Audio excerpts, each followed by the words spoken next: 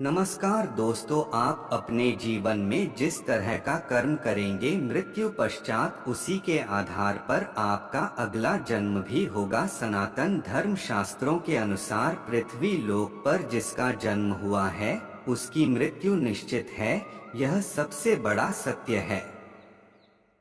मनुष्य के हाथ में सिर्फ कर्मों की प्रधानता दी गई है। जीवन मरण की डोर ईश्वर के हाथों में सौंपी गई है। गरुड़ पुराण में वर्णन किया गया है कि संसार में मनुष्य योनि में हमारा जन्म हमारे कर्मों के आधार पर ही हुआ है और हमारा अगला जन्म भी कर्मों के आधार पर ही होगा। भगवान श्री कृष्ण ने गीता में कहा है कि जन्म और मृत्यु जीवन का ऐसा चक्र है जिससे हर किसी को गुजरना पड़ता है। इसलिए संसार में जिसने जन्म लिया है उसकी मृत्यु भी निश्चित है और यह अटल सत्य है। गीता में लिखा है कि मृत्यु के बाद केवल शरीर नष्ट होता है, लेकिन आत्मा कभी नहीं मरती। आत्मा पुराने शरीर को छोड़कर नया धारण करती है। कुल 84 लाख योनियों के बारे में गरुड़ पुराण में बताया गया है। सबसे श्रेष्ठ योनि मनुष्य की होती है। गरुड़ पुराण में कर्मों के आधार पर जन्म लेने वाले योनि के बारे में बताया गया है, यानी मृत्यु के बाद आपका जन्म किस योनि में होगा यह पहले से ही निर्धारित है।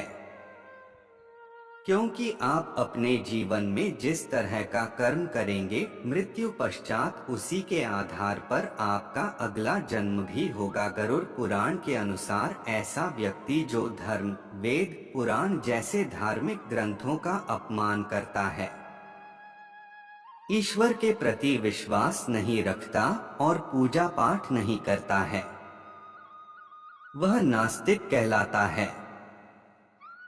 ऐसे लोगों का अगला जन्म कुत्ते की योनि में होता है।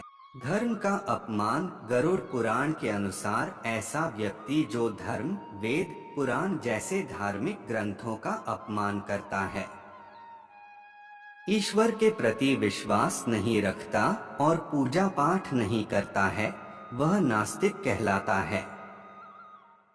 ऐसे लोगों का अगला जन्म कुत्ते की योनि में होता है। मित्रता में भी छल। दुनिया में मित्रता का रिश्ता बहुत सुंदर माना गया है, लेकिन कुछ लोग मित्र के रूप में शत्रु बने रहते हैं, पीठ के पीछे से धोखा करते हैं। गरुड़ पुराण के अनुसार ऐसे लोग जो मित्रों के साथ शत्रु बनकर छल करते हैं उनका अगला जन्म गिद्ध के रूप में होता है। लोगों को मूर्ख बनाने वाला।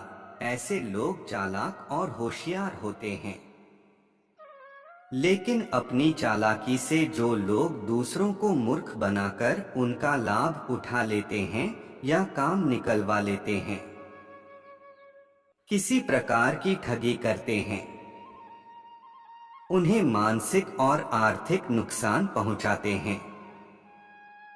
ऐसे लोगों को मरने के बाद नरक में स्थान मिलता है।